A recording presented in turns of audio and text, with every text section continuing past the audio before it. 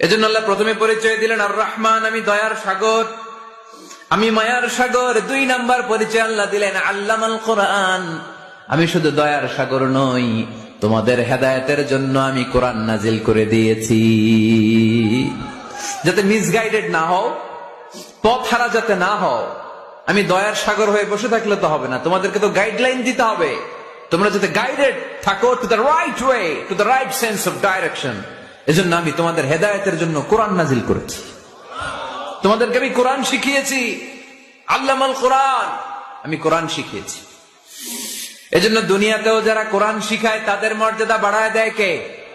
বিশ্বনবী বললেন খায়রুকুম মান তাআল্লামাল কোরআন ওয়া আল্লামা, তোমাদের মধ্য থেকে ওই ব্যক্তি আল্লাহর কাছে সবচাইতে বেশি সেরা যে নিজে কোরআন শিখে অন্যরে শিখায়া দেয়।